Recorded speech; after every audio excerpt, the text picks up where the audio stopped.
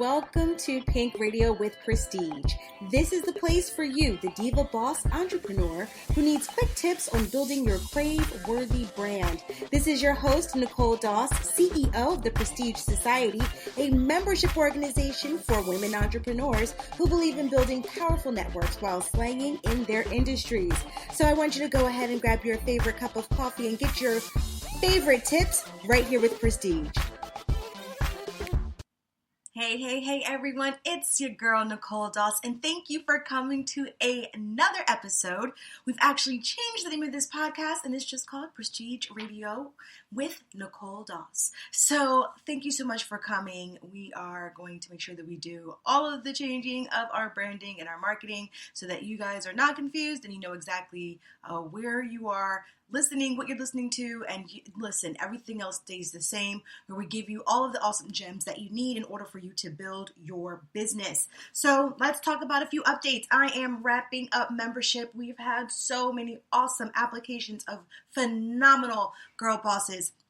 And we are so excited for our selection process and inviting these wonderful women to join our fabulous sisterhood of the Prestige Society. If you are looking for a network where you can join, please feel free to go ahead to theprestigesociety.com and look at our application process, look at our packages. What I care about more than anything is for you to look at our packages and really identify whether or not this is something that will help you build your business. Our advocacy is around building women of color business owners up so that they have financially thriving businesses. So if you feel that you are, and I'll just say most likely who we have in our midst is really women who've had their businesses for about 5 years. They feel a little stuck. They're looking to experience something different with their business. So we usually work with them to make sure that what they're building is something built on a sound foundation, and then we move from there. So I hope that this is something you're looking into, something you're interested in, and if so, we invite you because we are closing it up. So I will say by the end of next week, we will be closing up our membership and moving forward with our Boss Academy program. So with that being said, we're going to jump right into the episode. So the first thing, or what we're talking about today, is all about dreaming big and chunking it. So I know you're like, what does that mean? All right. So one of the things that we talk about in learning and development, which is my career background, is the necessity in chunking your goals or chunking the learning.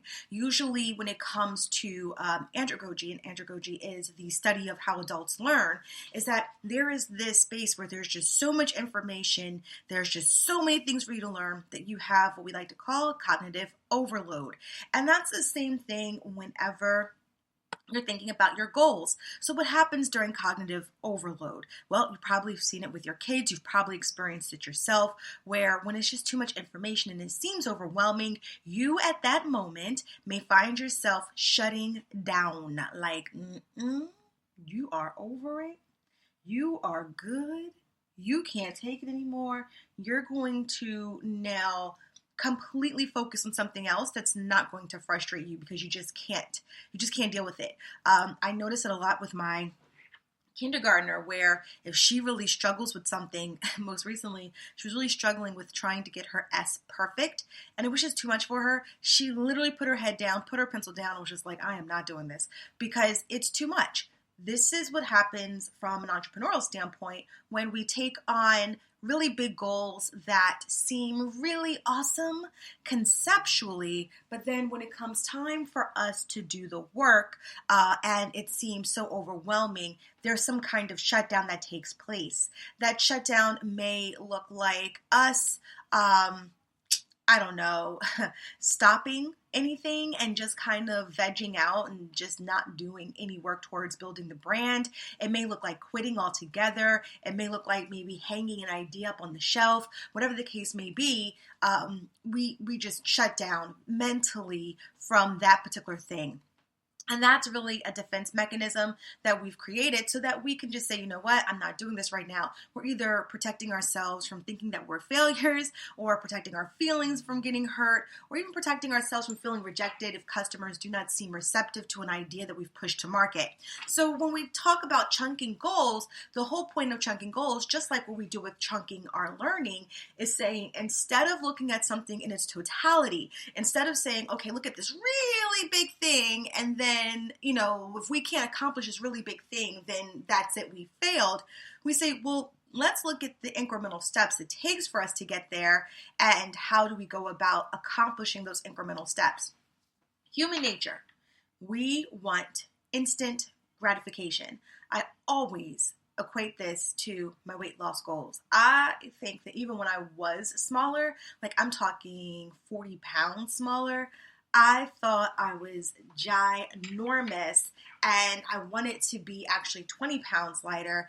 And if I would work out in 1 week and eat well in 1 week, I really expected to see like enormous change. I know that sounds ridiculous, but I'm just telling you that's just how I would feel. And I would want to see this enormous change. If I did not see said enormous change, I then would feel like a failure. And then if one bad day occurred, if one challenging obstacle occurred, if someone, got under my skin, then I would result back to a cheat day because, well, we tell ourselves we what? Sure, we deserve it. So, of course, then it goes, well, what's the point? I've done all this work being 1 week's worth of work, which we know is not all this work. And then we justify the quittal or the quitting of the quitting of our exercise because, hey, or our healthy journey, we dignify that or justify it as, well, it just didn't work. And the reality is that we didn't give it the time to work. So it's not that it didn't work, it just we didn't give it the time that it needed to actually see the changes that would satisfy that gratification that we'd like to receive. Same thing when it comes to building your business. I really always equate it to when I work with women entrepreneurs. Normally, and I'll say this, I won't speak from like my client's point of view because sometimes I feel like that's me airing their dirty laundry. Instead, I'll speak to statistically what studies show us because then that makes it factual and it doesn't really make it personal to any one person. So based on studies, what we've noticed is that statistically, African American women make far less in building their businesses than non-minority women founders. Now, this is nothing new. This is something that I talk about all the time. It is actually a part of the Prestige Society's advocacy because of the fact that the earning gap is not okay. And what we find is that statistically, the reason why it's really not okay is because when you look at African American women and the salary equity that they receive in their 9-to-5s, not only do they receive far less than their counterparts, or I'll just say, they don't just suffer from salary inequity due to the fact that they're a female. They also have an additional deficit to that salary inequity due to the fact that they're African American or of color. So the problem with that, or usually what they use as a solution to being able to defy odds or break glass ceilings or to be able to generate generational wealth, they start businesses.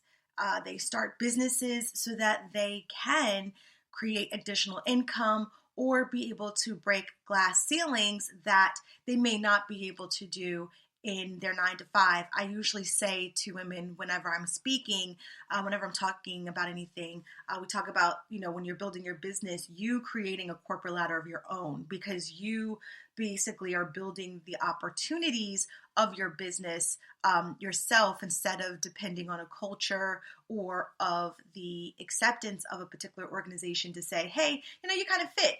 You fit this mold. So what ends up happening is they build these businesses. Here's the issue. If you have a woman who works a 9-to-5, let's say she has her master's degree, let's say she makes on average 6 figures, But yet, because she's African American, because she's also a business owner, she's automatically put into a bucket where she will statistically only make possibly on average $21,000 a year. So of course, when we look at this average, the reality is that there's a bunch of women who are making a lot more than 21,000. But that means that there's far more who are making less than 21,000, hence the average. Now, when we look at our non-minority sisters, and I always say this is not to bash any one ethnicity, this is just to talk about the facts. And these are just the facts. And it's not, listen, if anybody's making this amount of money, regardless of their color, let's celebrate that. But also let's look at the facts and the figures, and let's figure out what we need to do to fix the issue, which is the gap in the amount that we make. But if we look in comparison to our non-minority sisters, they're making on average per firm $218,000 a year, which also means that there's a lot of them that are making way more than $218,000 a year. And then there's also more, others that are making less, but hence the average. So when we look at the averages between these two different ethnicities or two different groups, and you realize that women start businesses, especially African American women start businesses to either supplement income, to add to income, or to just gain financial freedom altogether. That same woman who has a master's degree, who makes six figures in her business, is now a statistic where she can fall anywhere in the gamut that would place her within that average of $21,000 a year. And imagine that woman who does not know that statistic, but only knows her desire. Imagine that woman who knows that desire and says, oh my goodness, I have this great idea. I'm really great at my craft. I'm going to start this business. And when I start this business, this is what it's going to look like. And I am going to make $1 million. Now, for some of you guys, you're probably thinking like, who in the world we sitting here talking about some $1 million? And for some of you, y'all is saying, yes, boss, yes, because that is what I said. So for a lot of you, you guys think big, dream big. And of course, I support you and celebrate you every step of the way. I believe in dreaming big as well. I also know the statistics, and I know what I need to do to overcome those statistics. But what happens when we talk about this instant gratification is that you have this really big dream, unaware of the statistics. You then go ahead and you work on this dream. And when you are not seeing your big dream come into fruition within X amount of time, then it's the same thing as me trying to work out and eat right for a week, getting mad that I'm not snatched and 40 pounds lighter within 1 week, and then giving up.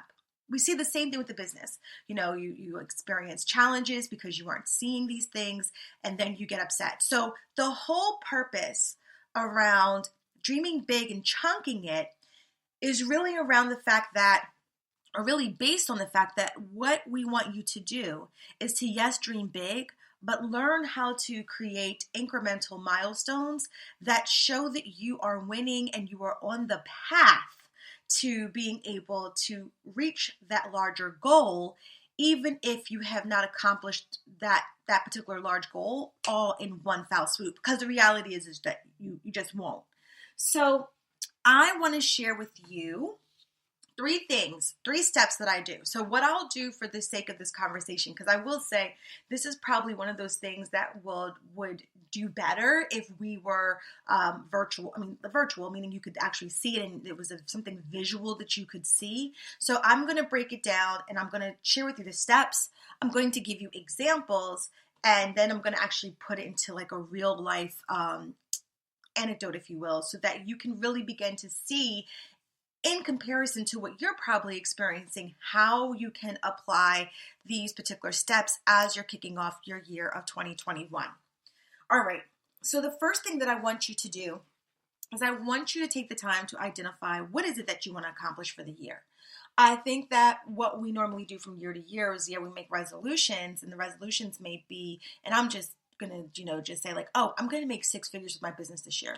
So, maybe the six figures starts with a one, maybe the six figure starts with a three, but nonetheless, identify that there's this very lofty goal that you have, and then it kind of, you go into not even strategy, but you go into a vision, and then you go right into the tactical. So I want you to imagine when you have vision and you have tactics. And when we talk about tactics versus strategy, I want you to think of strategy. Okay, vision is, I want this thing. I see it. I feel it. I know this is what I'm going to be able to accomplish. So this is the thing that I really want to be able to go after. So that's your vision. And you can probably see it very, very clearly. You may even participate in things like vision board parties where you're able to take those visions and put it onto a whiteboard.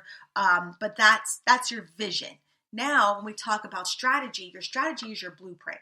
That's your 5-point plan. That's the plan that's going to help you map out how the vision is actually possible. So yes, I want to make six figures, but I'm going to make six figures with my brand by selling these services, selling these luxe items, and maybe selling some services introducing some services to my product line as well. So that way, if I look at these three buckets and selling these three buckets, that will help me in actually, and even breaking it down to say I need to sell X amount of these items in each bucket will help me with building or accomplishing the vision that I have. So vision is that thing that you see that you really want to accomplish. It's that very big goal. Then your strategy is going to be your blueprint or your plan of how you're going to go about it. But when we talk about tactics, and when I talk about things being tactical, that's the work it takes to get the strategy done. So if you're going to sell something, you can't just say, I'm going to sell something, right? You're going to have to do a number of things to just even convert into a sale. So maybe you have to try email marketing. Maybe you have to post. Maybe you have to slide in somebody's DM. Maybe you have to buy ads. But there's going to be some tactics that are involved, and there's work that's going to be required for you to do in order for you to be able to meet your goals. Okay? Now, what I want to, when I'm explaining to you the differences, I hope you guys have a pencil and pen or paper, because when I talk about each one of these steps, we're going to talk about it in the realm or in the space of vision, strategy, and tactics. All right. So when I talk about identifying what you want to accomplish for the year, that is really your vision. All right. That's your vision, and hopefully, because we're in January, you've sat down and had some quiet time and asked yourself, what do I really want to accomplish in 2021? I got to tell you, 2021 feels like it is getting ready to I feel like it's going to be a blur, to the point where I started feeling overwhelmed already, because I know all the things that I want to be able to accomplish, and I began to do the second step, and I could see like, man, I'm already going to be like well into the summertime, and I can't believe I'm already there, because physically I'm in January, right? But like when I start seeing all the things I want to accomplish, it already puts me out into the summertime. So really, once you've identified your goals of what you want to accomplish for the year, so that's your vision. So once you have your vision statement for the year, I want you to move into breaking your goals into quarters. So let's talk a little bit about quarters, just for those of you who may not be aware of what I mean by quarters. So when you're breaking, each quarter consists of 3 months, okay? So your first quarter of the year is going to be January through March. Your second quarter then is April through June, and then so forth and so on, all the way to the end of the year, where I think Q4 is October, November, December. Okay? So when you break down 3-month increments, that's a quarter. So when you hear people talk about Q1, Q2, Q3, that is what they're referring to. Now, what you do for your goals, when you have this really, really big goal, is you're going to break down what it is that you want to accomplish in each quarter, because that really gives you 3 months to really create the strategy that is going to be necessary for you to be able to accomplish your goals. Okay? Now remember, the whole goal of this is because all of you bosses out there are having these very awesome, amazing goals and dreams and vision, and you're starting to do the work and you're all mad, or you have your underwear in a bunch because you can't accomplish it and you think you're a failure, and you're not. It's just that you have not done the right planning to help you achieve these goals. You can do it. Don't lose the dream. Girl, the dream is all you have. And especially when it's tied to purpose, there is a responsibility that you have to carry through. So in order to see this vision through. So I want you to really be serious about thinking about how do you chunk this for yourself. All right. So now that we've moved into breaking your goals into quarters, now you're going to look at each month. So now let me explain a little bit to you what I do. Usually whenever I am breaking my goals into quarters, I'm usually doing that in the Sketchpad, because I need to do a lot of like writing things down, crossing it out, flipping the page, writing it down, crossing it out, things of that nature, right? And then when I have my final plan of, okay, these are the things that I really want to accomplish, Q1, Q2, Q3, and Q4, I then have a whiteboard above my desk that I then map out those quarters, and then that's what stays on my whiteboard above my desk. So what I'm accomplishing for each quarter, and those are just big goals. Like I know what I'm doing. So each quarter is broken out into 3 months. So I have Q1, and then I have each month, and then for that month, I have written down what it is I need to accomplish. Why is this important? Because I also use my boss planners. No, this is not a shameful plug. Maybe it, or whatever. Maybe it is, but it's just what I do and how I have designed the planner to help with this kind of planning, right? So then when I get to my boss planner, I then have a whole page dedicated to what my monthly business goals are going to be. So then before I even start mapping off or marking off what I'm doing for the month and then what I'm doing each week, I already have what I need to accomplish for the month, okay? So when you have what you're going to accomplish for the month, then what you have to do is then you say, okay, I'm going to accomplish this for the month. Now you move to this fourth step, because the third step is the month. So, and I'll give you an example of what I mean by the quarter, the year, the quarter, the month, and the week, okay? So I've promised you I'm going to put this into some context very shortly. But then once I have it broken down, I then know that each week when I flip my page and I start working on my planner, for those of you who own a boss planner, you know exactly what I'm talking about. Now I know when I look at the week and I ask myself, well, Nicole, what do you want to accomplish for the week? I don't have to guess. I have something to look to, which is my monthly goal. And then I'm able to say, okay, each week I should be doing something. At the end of each week, I should say, oh, I don't even care if I didn't do it every day. I should say that I have dedicated some time for me to accomplish this thing that's part of my weekly goals, because these weekly goals all roll up into what I want to accomplish for the month. And that month goal is just a stepping stone to what I need to complete for the quarter. And that quarterly goal is what's going to get me closer to the overarching goal for the year. Now, I have some disclaimers about this, right? The first thing is that this is what keeps you on track. I want you to, for a moment, think about how we've broken down vision, strategy, and tactics. If you don't have a vision or a strategy and you're just doing work, I have some news for you. You are doing busy work. And let me tell you, you can be really great at doing busy work. You can fill up an entire day with busy work. You can work an entire week, feel extremely exhausted, and look back at the end of the week and say, I didn't sell one thing. I did not retain one client. I did not, put out one book. I did not do X, Y, Z. When you are doing busy work.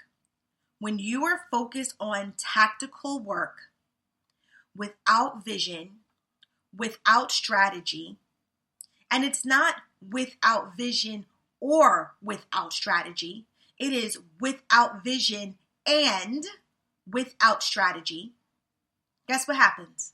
You are merely a mouse on a hamster wheel going around in circles, completely just running yourself down to the ground, super busy, super tired, super exhausted, and nothing to show for it. That is not okay. That is not okay because, once again, I always tell you guys, we are stewards of the most precious resource that God has given us, which is time. All time that we have is finite. We cannot barter. We cannot purchase more of it. What we have is what we get, and that is it. And when you waste time on wasteful activities that do not allow you to produce anything at the end, you are wasting your time. You are wasting your time. So definitely take this into consideration, that taking these 4 steps, doing these 4 steps are going to anchor you and allow you to be able, and let me tell you, let's talk about what do some of these goals even look like? What do some of these visions look like? So even for me, I'll tell you 2 of my personal ones is around me being able to do daily devotional, because my overall goal is that I need to have a closer relationship with God. Spirituality for me, my relationship with God is really important. Yes, I do have things around my business where I've set up my goals and my quarterly goals and organizational goals, but then I also have things around my wellness, health and wellness journey, where I need to watch what I eat and track what I eat every day, as well as work out at least 3 times a week. That is like some of the things that I have to set for myself personally, as well as the things that I've put into my life that have to do with my business. So also too, as you're creating these visions for yourself, look at it as, the vision for you as the CEO of your brand, but also the CEO of your life. The person who's managing the day-to-day. Honestly, God's the CEO, you're just the COO. So, look at it as you're the chief operating officer, but hopefully you are doing it in compliance to the things that God has set for you as the CEO of your life. So these are the things that I really want you to take into consideration as you start to look at how do you plan. Because being one-sided as a woman entrepreneur does not work. If you're a wife, and all you're doing is focusing on your business, there's something that you are completely negating when it comes to your marriage. If you're a wife and a mom, and all you're doing is focusing on your business, there's something you're completely negating as your duty as a mother and your duty as a wife. So when I talk about building these goals, understand the full comprehension, or that all-encompassing view that you really have to take as you live your life. It's all these other dynamics and elements you have to take into consideration. All right, so I talked enough. Also, when you're creating your quarterly goals, just know when you're mapping them out and saying by Q1, Q2, Q3, and Q4, there may be opportunities or times where there's overlap, where things that you're starting in Q1, maybe also things that's happening in Q2, but just know that you, at least for the most part, are going to identify or try to identify as close as you can and estimate how much time it takes for you to be able to continue to actually do a task. And just use that as a gauging point, because maybe if you're not completing these tasks, maybe there's something that you're allowing to completely distract you that you need to be able to rethink. Okay, so now let's use some examples. So we got Molly the Boss. And Molly the Boss is going to set some visions for her business. So her organizational goal, the vision that she has for herself for the year 2021, is to write a book, because it's been really on her heart to write a book, and she really wants to write a book. So she's going to write a book. She also is thinking about creating a signature course because she is a real estate agent, and she really wants to help home buyers understand how to best prepare for purchasing their first home. And so she wants to write a book on that. Create a signature course on that will help people. She's linked up with maybe some credit repair people, and she also has a great relationship with a bank that wants to also do loan applications for those who are going through the actual course that Molly the Boss is creating. Okay, so now that Molly the Boss has her book and she has her signature course, she also wants to create some merch too, because she actually has created a whole lifestyle brand around her real estate like her whole real estate brand. So like who she is as a realtor is someone, who has this really beautiful luxe brand. Okay, so just so you know, I'm really basing this on like someone that is part of Prestige, and I know she's going to listen to this and be like, what? Ow, shout out. So, Molly the Boss is now going to say, these are 3 things I really want to focus. How do I break this into 4 quarters worth of work? So here's what she's going to do. For Q1 and Q2, she knows that she would like to write the actual book. All right, so that's Q1 and Q2. Then in Q3, she knows that she wants to spend that time in creating a course because she figures she's going to need 2 quarters, which will give her 6 months to really do the whole thing with the book, right? She wants to give the time necessary to write, time necessary to do everything else that's involved with it. So she's thinking as she's estimating in her head, okay, Q1, Q2, I'll focus on the book, but just 3 months in Q3, I think I can do a signature course. And then in Q4, that's where she wants to introduce the whole merchandise piece and really focus on selling it. So she's going to make that a Q4 goal. And like I said, Q4 is going to be October, November, and December. All right. So let's break down just her first goal right now for an example, sake. Let's break down the first goal of writing a book. So now that she has her vision of the 3 things she wants to do, which was step 1. Now she moved into step 2, which is breaking down all of her goals into quarters. So now we're going to go into step 3, where is how you break down tasks based on the quarterly goals. So let's talk about writing a book. So as she sat down and said, okay, if I look at Q1, what can I really do from January to March? So what she's going to do is she's going to allow herself 90 days of writing a book due to a very vigorous writing schedule that she read about, where if she wrote, I think, 1,000 words a day, she would be okay in having enough for a 150-page book, or maybe it's like 1,400 or 700 words a day. I don't remember. I use this schedule for both of my books, but I think it's 700 words a day that you write that would get you to a 90-day end product. So she's going to do that. So that's going to be what she focuses on for those 3 months, January, February, March. Okay. Now in Q2, April through June, because by the end of Q1, her book is written. And what she's dedicated in her strategy is that Q1 and Q2 is going to be focused on writing her book. So what she's going to do in Q1 is she's going to do her writing schedule for 90 days. By the end of the 90 days, she'll have her book. But now in Q2, she's going to spend April working with an editor via Fiverr, which is what I've done. So I'm just, basing off of what I've done. And maybe this is what Molly the Boss will do as well. In May, once the editor is done in April doing the work, and honestly, it only takes like 2 weeks for an editor to kind of go back and forth with you for reading your stuff. But she's giving herself a buffer. So she's going to say all of April, I'm going to, find an editor that I like on Fiverr, work with the editor to get the work done. And by May, I should be able to upload everything into publishing. Maybe even then she created the cover herself or worked with a designer to create the cover, but definitely she's focusing all her efforts on publishing. Publishing only takes a couple of days, but by the end of May, she wants everything to be published. She wants to have received her beta copy, and she wants to be able to say, okay, this is great. By end of June, which takes her to the end of Q2, she wants to be able to launch it and push it out to market. So that's how she would break down her strategy from a quarterly standpoint for that first goal of she wants to focus on Q1 and Q2 on writing a book. So writing, publishing, selling a book. Now that you've written out what you want to do for the quarter, that's not it. Like, you don't just say like, oh, like I figured out Q1, I figured out Q2, and now it's all over. Doesn't work like that, because now you got work to do. So what Q1 and Q2 breakdowns did for you is help you create your strategy. That's your plan.